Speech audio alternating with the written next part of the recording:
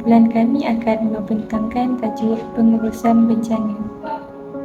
Pertama sekali, apa itu bencana? Bencana didefinisikan sebagai kejadian yang mengganggu aktiviti masyarakat, menyebabkan kehilangan nyawa dan kerosakan harta benda yang melampaui kemampuan kita untuk menanganinya sendiri. Di Malaysia, kita sering berhadapan dengan bencana alam. Contoh paling dekat ialah banjir monsun yang kerap melanda pantai timur dan juga tanah runtuh seperti tragedi di Batanghari. Kejadian ini bukan sahaja merosakkan infrastruktur, malah memberi kesan mendalam kepada emosi dan ekonomi rakyat. Oleh itu, pengurusan yang cekap adalah kunci utama. Seterusnya, saya akan menjelaskan 4 tahap utama dalam kitaran pengurusan bencana. Yang pertama, mitigasi dan pencegahan. Langkah awal seperti membina tempatan banjir untuk mengurangkan risiko. Yang kedua, kesiapsediaan untuk memastikan sistem amaran awal berfungsi dan komuniti tahu apa yang perlu dilakukan melalui latihan simulasi. Yang ketiga, tindak balas. Ini berlaku semasa bencana. Fokus utama adalah operasi mencari dan menyelamat SAR oleh agensi seperti Bomba dan SMART. Yang keempat, pemulihan. Selepas bencana, bantuan kewangan dan pembersihan kawasan dilakukan untuk mengembalikan kehidupan normal. Keempat-empat tahap ini sangat saling berkaitan bagi memastikan negara kita sentiasa bersiaga.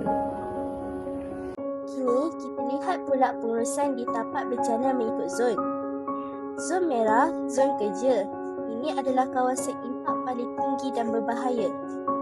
Hanya pasukan penyelamat khas dengan peralatan perlindungan diri PPE dibenarkan masuk.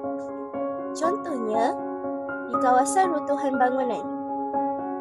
Hanya ahli bom berterlatih yang boleh masuk untuk mencari mangsa. Zon kuning, zon sokongan, terletak di luar radius zon merah. Di sini, pusat kawalan tempat kejadian PKPK ditubuhkan.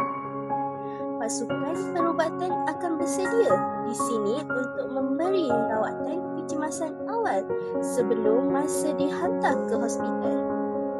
Ia bertindak sebagai zon penampan untuk menyokong operasi di zon merah. Zon terakhir ialah zon hijau, zon selamat. Zon ini berada jauh daripada pusat bahaya.